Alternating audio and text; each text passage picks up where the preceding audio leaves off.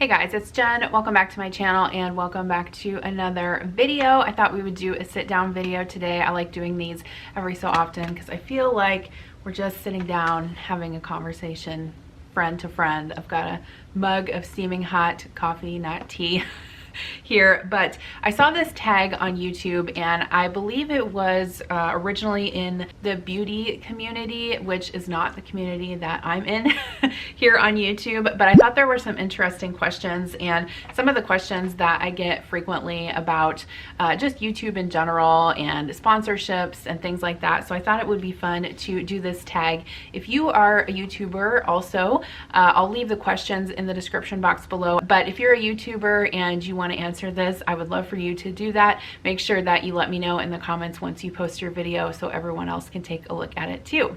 Okay, the first question is, have you ever received a product, tried it, didn't like it, and then decided not to review it?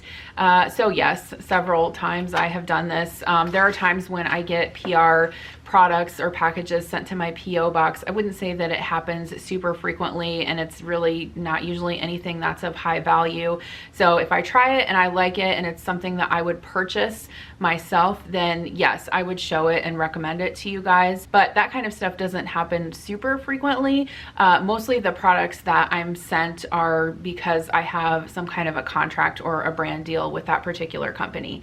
As far as other sponsorships that I've tried and didn't end up following through on the video, there have been several that I can think of. So this was before I was working with a management company for my sponsorships. It was kind of just when I was doing everything on my own, which is incredibly overwhelming and hard to do. If you're a YouTuber and you don't have someone that's helping you negotiate the best rates for sponsorships, and you're, trying to get payment from people and they're not, companies aren't paying you, like, it's an incredibly frustrating part of being on YouTube. And so I'm grateful now that I have an awesome company that I work with for that. So these were before that. There was a company, and I think they're still around, called Fashion, and they had sent me a box with the understanding that I would do a video review for them, and then they were going to compensate me like a little bit of money. It wasn't very much, but I received the box and the clothes were terrible. Like, they were terrible quality. The styles were terrible. It was just something that I feel like personally I wouldn't purchase with my own money, and so I couldn't recommend it. And so I just emailed them back and I said, I'm really sorry. I hadn't signed a contract at that time, and so I said, I'm really sorry, but I'm not going to be able to do this video because I'm not going to give a favorable review, and they obviously don't want a video that has bad publicity. Now, does that mean that Fashion is a bad company and no one should order from them? No, of course not. I mean, we all have individual experiences with companies, and so just because I didn't like it, doesn't mean that someone else will. But again, I'm not going to talk about something on my channel that I wouldn't like or wouldn't use on my own. The other thing I can think of is Curology.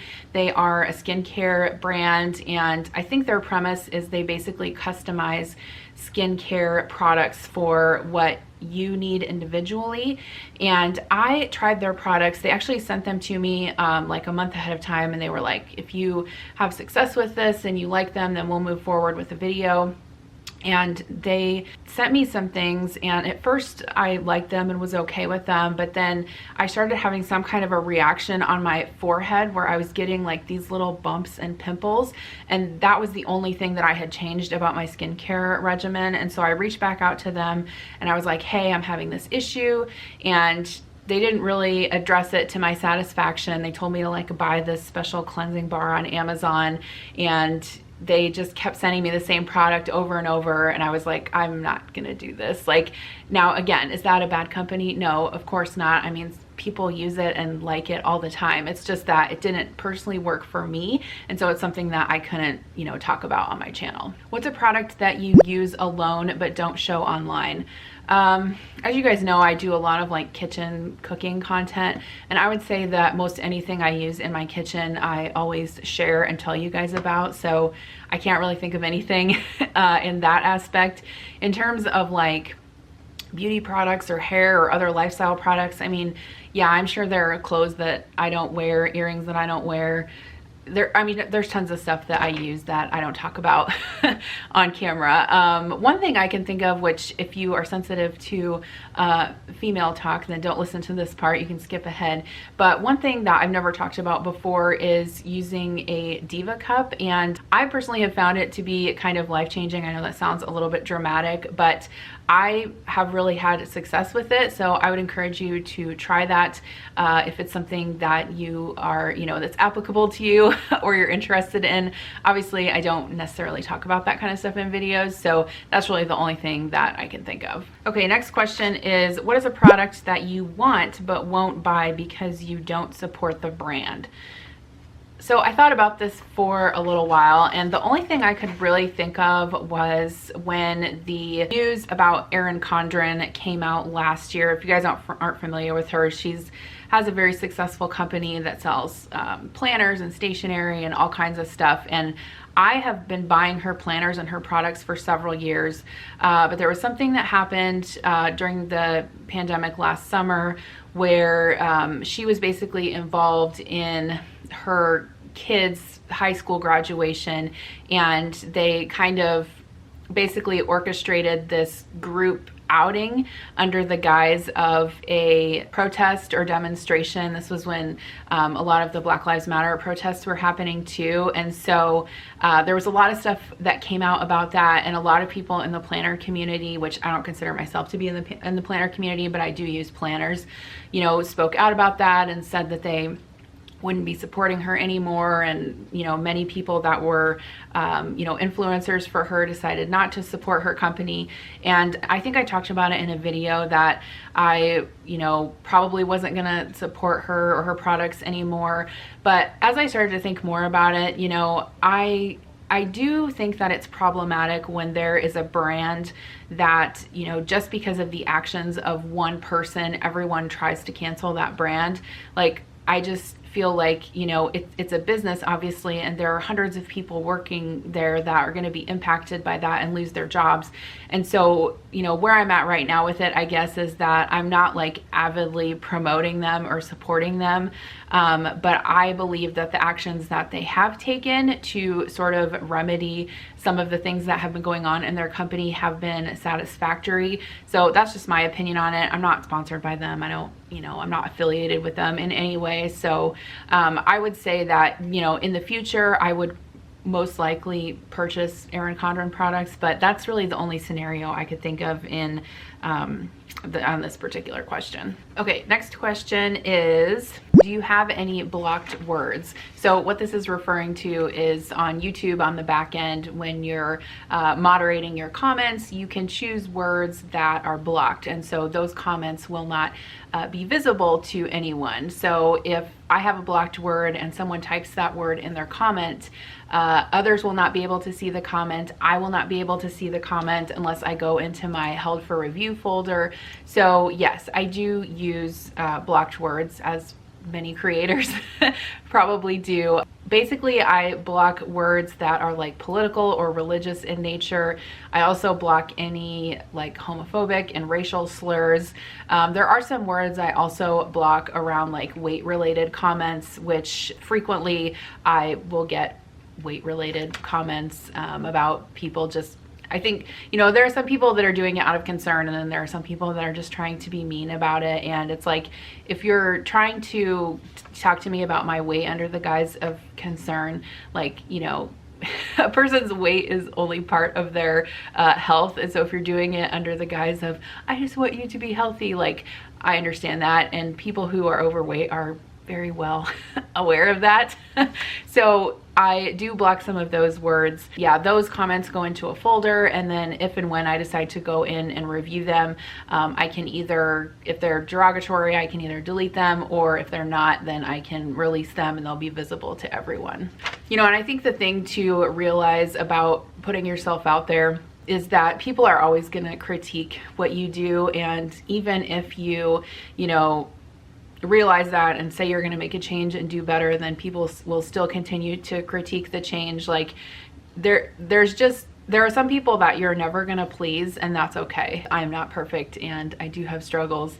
People will leave comments sometimes too, like, as a nurse, why are you so overweight? You know, as if like just because you have a career in the healthcare field that you can't struggle with your weight or anything like that. Like, that's sort of like your occupation doesn't preclude you from struggling with your weight. Like, I don't know. I'm confident in who I am, and I like myself, and I can still like myself and try to improve myself. And so that's what I'm trying to do. But comments like that are just not, they're just not constructive, and honestly they're very hurtful, and I know that I'm gonna get that kind of stuff, but you know, the really hateful stuff, I don't want to hear it. That's all. Do you delete comments, and if so, why? So I would say that I used to do this a lot, because I feel like when you're first starting out on YouTube, and like after my channel started kind of like picking up steam and I started getting like more and more views, like the number of negative comments just increases, right? And so I used to be very sensitive to it, and anything that was negative I would just be like, oh God, and I would delete it. I try not to do that now. If someone is talking like negatively about my kids, I delete that like very fast, and that person will probably get blocked too, because that's something that I'm just not going to tolerate. As far as like negative comments that are like critiquing me in a not so nice way or a passive aggressive way, sometimes I just leave those, and maybe I'll respond to it, maybe I won't. But then other people who like, I know the people that frequently comment on my videos, and they'll see it, and then they'll kind of like start defending me. So if it does get out of hand and people are people are arguing back and forth, then, you know, I honestly don't have the bandwidth to like moderate all of the comments. And so sometimes I will delete things, and that is what it is. I mean, I don't think there's probably a YouTuber out there that hasn't deleted comments at one time or another. Okay, the next question is, do you block people? So this is interesting. This is something that I used to do more frequently, again, when I was like newer and very sensitive on YouTube, and I, you know, every negative comment I was hand wringing and everything, you know. I mean, I think every creator goes through that, right? Like eventually over time you kind of just grow a thicker skin and you get used to it and things like that. But you know, yes, I used to block accounts more frequently. However, now there's a new feature in YouTube Studio where if someone leaves a comment, I can actually search their profile, and it will list all of the comments they've ever left on my channel. And so now if someone you know, leaves me a comment, like someone left me a comment a couple weeks ago that was like, how does it feel to be a failure? Or something like that. It was like very passive aggressive. And then there was another comment that someone had left about how they're tired of me bragging, and I never donate anything, and I never donate money, and I never do anything good, and which I do, but I don't talk about that on my channel very frequently because then I get accused of bragging. So the interesting thing is I went and I looked at those people and the comments that they've given me in the past, and if I can see that they've given me, you know, like normal kind comments in the past, then I don't block them, because I figure that it's just something that whatever I said in that video triggered them, and they're having a bad day and they're really pissed off at me, and they decided to leave me a comment. So it kind of depends. No, I don't really block a whole lot of people anymore. One thing I would say is that, and I actually gave this feedback to YouTube in their creator studio. Personally, like, I can't remember what all accounts I've blocked and why I've blocked them. So I feel like that would be something like an improvement. Like if I could see in the back end of YouTube why I blocked someone, then I could go back in later and unblock them, because maybe at the time when I was like first new on my channel, I was super sensitive and I was like, I don't want to be talked to like that, you know. As you grow, you know, maybe you shouldn't have blocked that person in the first place, I guess is what I was saying. So, you know, the thing about YouTube is that you're learning in front of everyone, right? It's like you're a toddler and you don't know how to ride a bicycle, and you're doing it in front of an audience of like tens of thousands of people. Like, it can be embarrassing, and you're going to screw up, and you're going to change things, and you're going to learn, and you get to do it in front of everyone, and people are going to be critical of that, and that's okay. We all have to grow and learn. Okay, next question. Have you ever lied about a product to stay on good terms with a brand? No. So this is something that I try to think if I have ever done this, and no, I haven't. So typically what happens is if I'm going to work with a brand and share a specific product or service, I will typically just sign up for one video with them first. If it's something that I've tried the product before, or they're going to send it to me, a lot of times brands will send stuff like several months ahead of time so you can try it out, you know, and basically say like, yes, this is something that I like and I would use and I would pay my own money for. That's super helpful, and a lot of brands are really good about doing that. But if it's a product that, like, let's say that I liked it, I did a sponsored video with them, and then I decide that I don't like it, then I would just not go back to that brand, right? Or like if the brand asked to work with me again, I would say no. But I wouldn't keep like promoting a product just to stay on good terms with the brand if it's something that I don't like or wouldn't use, if that makes sense. Okay, the next question is, have you ever initially liked a product when you received it and then changed your mind but didn't let your audience know? Yes, probably. I mean, you know, once you've been doing YouTube for so many years and you have hundreds and hundreds and hundreds of videos on your channel, like, it's impossible to remember every single product that you have reviewed or recommended to people. And yes, people change. I mean, I'm sure there was like a meal kit service I was using 2 years ago that I'm not using now, and I like a different one. Like, I'm not going to go back into every single video and address it and be like, oh, hey, you guys, I used to use this shampoo, but now I like this one. And I think sometimes people will think that you're like disingenuous or something, like maybe if you recommend one product and then now 6 months later you're using another. But the reality of it is that like we grow and change, our needs grow and change, our likes and dislikes change. And so yes, I'm sure I've changed my mind on a product, but again, I can't really think of anything in particular. Oh, I will say one thing. So this was before I was with my the management company I'm with now, but I did do a sponsored video with, I believe it was called 310 Nutrition, and they did send me protein powders, and I did use them and I liked them, you know, for a protein powder. I thought that they were good, but I'm not someone that frequently uses protein powders. Like, I do like to make smoothies, and you guys know I've worked with Your Super before, which they make the superfood powders. I much prefer that in my smoothies to protein powder. I'm not a protein powder user. And so yeah, that's one brand that I worked with, and that was when I was still like very new doing sponsored videos. Some of those things in the beginning, I took those because I was trying to learn how to do this and how to like navigate the business side of YouTube. I mean, there's really no like training out there for this. I mean, you're kind of just like thrown out there. It's like, figure it out, but then again, I've worked with some brands long-term that I've really liked. Like, I've worked with Green Chef for a long time. I worked with Thrive Market for a long time. I worked with different meal kits in the past, like Every Plate. I still use them. I still, buy that stuff with my own money. I've worked with Tavala in the past and Purple Carrot, and yeah, so all kinds of things. And it's not necessarily that I'm being disingenuous or anything like that. I don't know if I'm communicating this properly, but like, when you're trying to get your feet wet in the business side of YouTube and, do these brand deals, I think especially when you're first starting out and you really don't have a lot of opportunity to do them, then you may take them just to kind of get your feet wet and like learn what you're doing. Are there any influencers who you don't trust? So I thought about this one and I was like,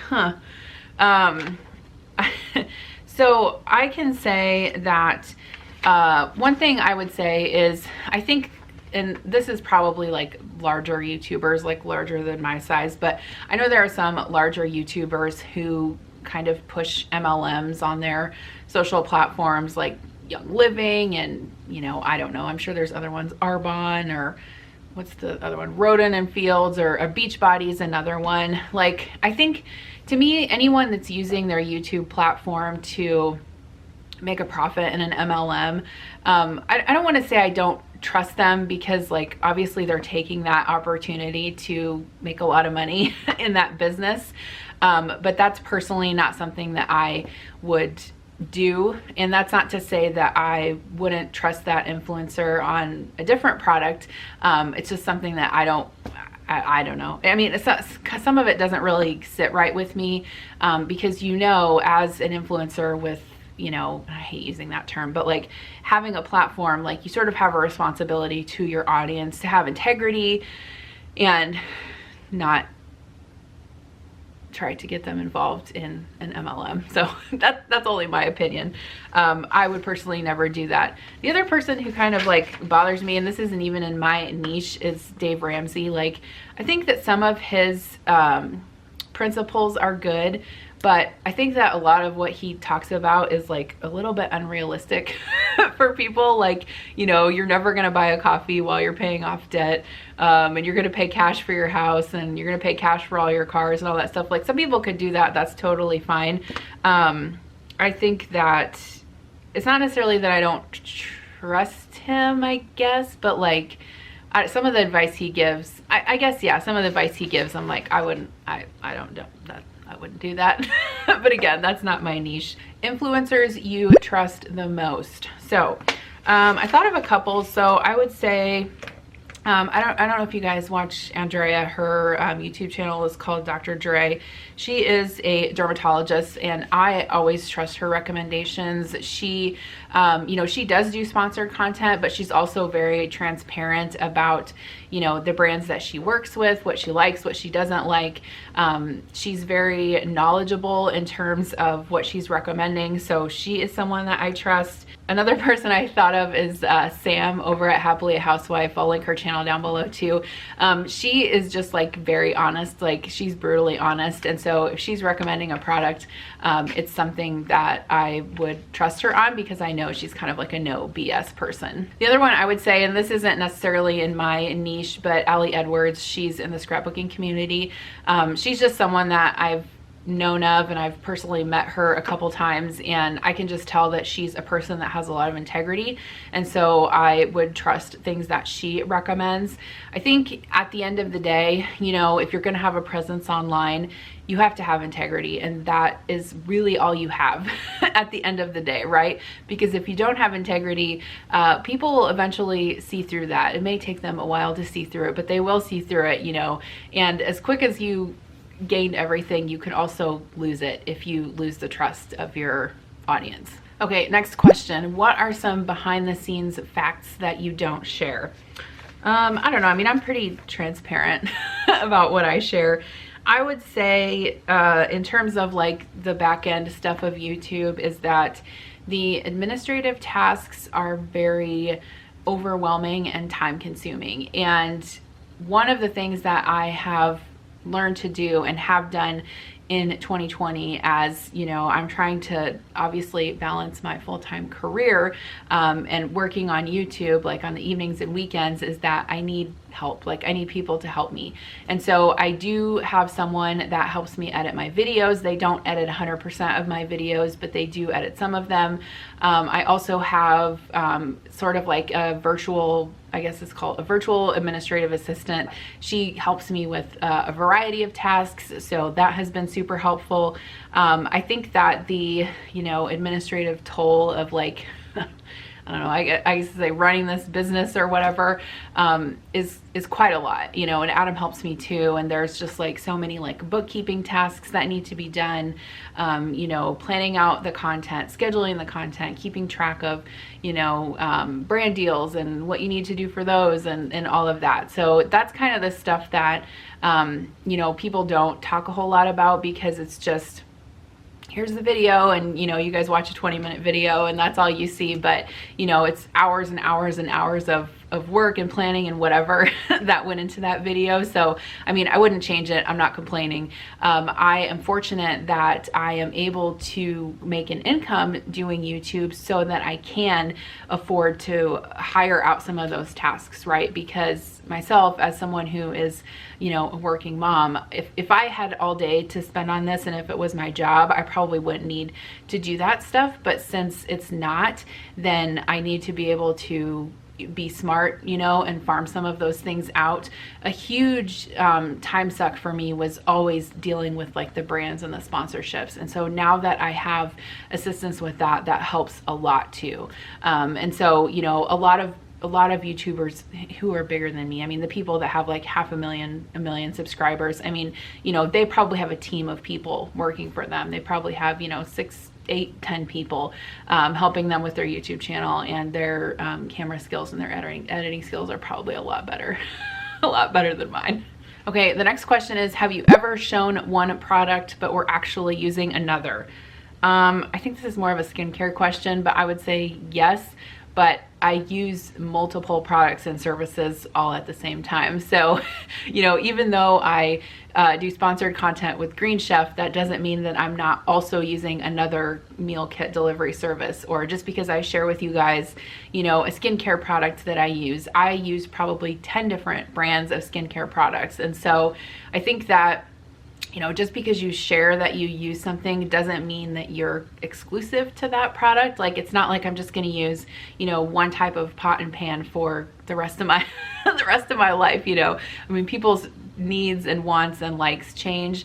So I would say yes, but I think that's, the question is meant to be like, are you being deceptive about it? And no, I'm not being deceptive about anything. I use a lot of different things. Have you ever not disclosed a sponsorship? No. N-O, no. That is against YouTube's terms of service, and you don't want to make them mad because they're the ones that are hosting your channel, right? So no. And I tried to think of how this could happen because how the process works is when you work with brands and do sponsored content, they will send you the product, you know, make the video, you have a due date. There's a date when you have to submit your content by, and the brand has to approve your video before your video goes live. And so if you sent them a video where you weren't disclosing that the video was sponsored by that company, like I would assume that they would not approve that that video. I mean, maybe there are some other processes that go on that I'm not aware of, but that's normally how the process works. I always announce in the video that who, you know, whatever brand is sponsoring this video, and it's always in the description box. You don't want to get into some type of, you know, legality issue where, you know, you're getting paid and you're not disclosing it. So yes, I always disclose, and no, I have never done a paid video where I have not disclosed that it was sponsored. Have you ever had a bad interaction with a brand? I would say not necessarily a bad interaction. One of the things that before I had a company to help me with the brand deals and the sponsorships, there was a company for whom I did a couple videos for, and after 4 months, they had not paid me. And I believe the contract was that they were supposed to pay me within 60 days. And at that point, it had been like months and months, and I had been sending emails, sending emails. And so that's kind of frustrating. And so that's probably a brand that if, you know, they came back and wanted to work with me again, I would have to really evaluate that, because it's like, I don't want to be waiting. I mean, normally you have to either wait 60 or 90 days to get paid from a brand deal. Some pay sooner, but, you know, waiting over 4 months is really not like that's just not like really acceptable. So yeah, I mean, that would be one thing I could think of. Another thing I can think of that, you know, is not really, I guess it's something that would maybe prevent me from working with a company in the future, is if they keep changing their mind after you already make the content. So normally what happens is you'll get a creative brief, and normally I print this out and I have it with me when I'm doing the video, and so it'll tell you on that creative brief what you need to do in the video, what you need to say in the video, how they want you to show the product. There is some creative license about, you know, how you talk about things, but there are certain things that you need to do that brand wants done. You know, they're paying for, you know, a 2-minute ad spot in your video, and so you have to make sure those things are done. And so there have been times where I've followed everything to the letter, and then, you know, I'll submit the video and they'll say, oh no, we want this changed. And it's like, then you should have put that in the brief. You know what I mean? And so if there's a company that keeps doing that and keeps like basically like changing the rules after you start the game, then it becomes an issue of like, okay, like, yes, it's a nuisance, it's going to take me time, but then if this brand comes back and wants to work with me again, do I really want to do that? Maybe, maybe not. It's kind of just something to think about. But for the most part, I would say that that's probably an outlying situation. For the most part, you know, you make your video, you follow the guidelines, they approve the video, and it's all done. Okay, next question is, what is an unpopular opinion that you have? So I think this is maybe an unpopular opinion. I don't know. I don't hear a lot of people talking about it, so I'm going to talk about it. So one of the things that I've learned after, you know, a few years plus doing this YouTube thing is that, you know, once you start making money on YouTube, as far as like your AdSense revenue from what, you know, YouTube, Google pays you every month for all the ad slots in your videos, is that you really need to be able to scale your business beyond that. Like if you're running a business on YouTube and you're just solely relying on your AdSense revenue, that's not a smart business model, right? So AdSense revenue is highly fluctuating. It depends on the time of year. It depends on what's going on in the economy. It depends on if there's a global pandemic. And so that type of income is very variable, and it's not something that you can necessarily count on. Whereas if you're selling merchandise, if you're selling a product, if you're selling a class, if you're selling a book, if you're doing, you know, brand deals with sponsors, that's all income that you can count on. And so I guess my unpopular opinion would be that if you have, you know, a good sized YouTube channel, this is purely arbitrary, I'm just saying this, you know, if you have, you know, 50, 75, 100,000 subscribers, and you know your videos are consistently getting 20,000 views or more per video, and you're not working with brands and you're not doing sponsored content, then you're leaving a lot of money on the table. And it's, in my opinion only, it's not a very smart business model to just be relying on your YouTube AdSense revenue. Most of the times when you start to work with brands and you know, have a reputation of you know, creating good content, you know, you're still maintaining a rapport with your audience, that income is going to exceed and become more reliable than your AdSense revenue. So that would be one unpopular opinion I have, I guess. You know, I see some creators that are maybe around my size or maybe even a little bit bigger that don't do any sponsorships or don't do, you know, hardly any sponsorships. And to me, that's something like either you're not marketing yourself correctly, you need to be putting yourself out there, like maybe that's not what you want to do. But for me, I love the creative challenge of getting to work with some of these products and brands. I think that it pushes my creativity. It also gives me a deadline, right? So if I have all of my, you know, videos planned out for the month, I know that I have to make those videos, and I'm someone that's really accountable to a due date. And so that helps me keep a consistent content schedule. Some people may not agree with that, but that's just how I choose to do it.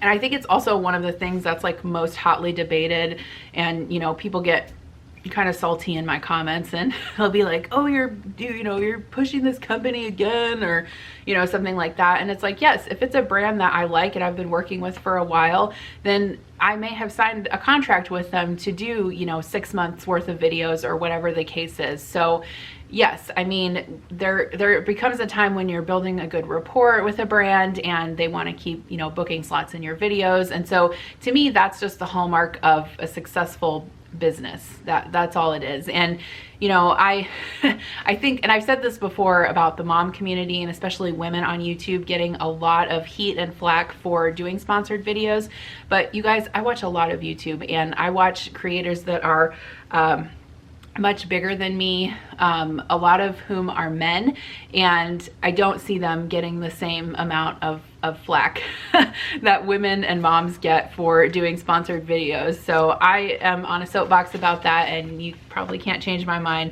but like I watch Thomas Frank. He does a lot of sponsorships. I wrote some of them down here. Matt Davella, A lot of the, you know, beauty channels do, you know, recurring sponsorships. Abby Sharp, I don't know if you guys watch her, but almost every video she posts is sponsored. And I guess, are people up in arms about that? No. I mean, maybe they are. I don't know. You know, Bobby from Flav City, he does a ton of sponsored videos too. And like, when I see that stuff, I'm like, good for them. Like, every time I see one of my peers getting like an awesome sponsorship, I think, wow, like, that's awesome, like, good for them, because I felt super proud in the same way. Like, when I got to work with Clorox and Barilla, like, that's insane. Like, I would never have thought that I would have been able to do something like that. You know, those are household names. And so I'm always super proud of people. I think that we should support creators, and, you know, that way they can get paid for the work that they're doing. I posted a video several years back. I think it was like a weekend prep video. I was just like ranting or something. And I said, like, I'm done doing sponsored videos. I'm never gonna do sponsored videos again. I'm such a pain, blah, blah, blah. And people always they always like to bring that video up, and they're like, you are such a sellout because you said you would never do sponsored videos. And I'm like, well, okay, first of all, at that time, I was very frustrated. And for me, the ROI wasn't there, right? There was no return on investment because I was making very little money, and I was going through a ton of hoops and hassle just to do it. So at that point in my life, I was like, no, why would I do this? But now that I have a management company that helps me do that, then obviously the ROI is there, and it's been super fun. So people are allowed to change their minds. And I know that, you know, those of you who follow me for a long time know that I've changed my mind about a lot of things many times. But yeah, that's something that people will, they like to bring that up. If you guys have ever, you know, watched TV, there's commercials. If you listen to podcasts, I mean, typically in a podcast, there's like 3 sponsored spots, and I don't see people all up in arms about that. So I don't know what the difference is on YouTube, but some people have a lot of feelings about it. And I mean, I have a lot of you guys that say like, wow, that's awesome for you, you know, and then I have people that are like, another sponsored video. Like, it's just, I mean, some people don't care and some people care, and I don't know. I'm one of the people that watches a lot of YouTube, and I could not care less. If people do sponsored videos, I'm like, good for them. Good job. Good job. Okay, last question is, what are things that other creators do that get on your nerves? Okay, so one thing I would say is like having a lack of confidence, or just like apologizing for everything. Like, obviously, you know, most people would apologize for something in a video, like if the lighting is off or something. But like, if you're gonna spend like 3 minutes at the beginning of your video apologizing how poor the lighting is, oh, my hair's messed up because I didn't take a shower, I'm really sorry about the mess in my house. Well, like, listen, my house is a mess too, I don't care. Like, just over apologizing and not just having confidence and camera presence. Another thing I would say is like intros to videos. This is something that I've had to learn myself, and that I'm still sometimes not great at, but I try to be. Is like, let's say someone's gonna do a Q&A, and instead of just like doing an intro and getting right into the Q&A, they talk for 5 minutes. It's like, don't waste people's time. Like if you're gonna do a Q&A and that's the point of your video, then do an intro and then do the Q&A. That's something that if I go back and watch some of my earlier videos that I was awful at, and I had to realize, like, people are here, they want to watch with, you know, they want to watch the content of the video, and so just do your intro and get into it. I don't want to listen to, you know, 4 minutes of you explaining the behind the scenes everything and why your hair's a mess and you know, stuff like that. So, but again, that's something that people, you know, should learn over time. Another thing would be like not making the most of your thumbnail.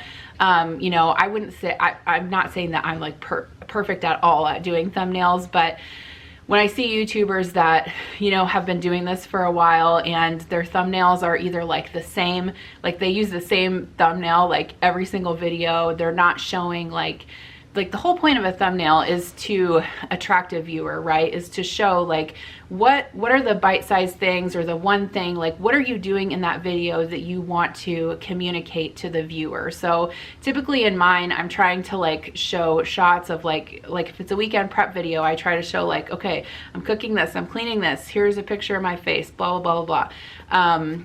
Or if it's like a sit down video, then I'll probably just have a picture of me, but I don't do that on every single thumbnail. So that's something I think that creators should leverage, and they should I just think that some people should put more work into it than they do, because I think they underestimate the value of that. And then lastly, and this is just me, because some people may like this, but it's just me because I am constantly watching YouTube while I'm multitasking doing other things, right?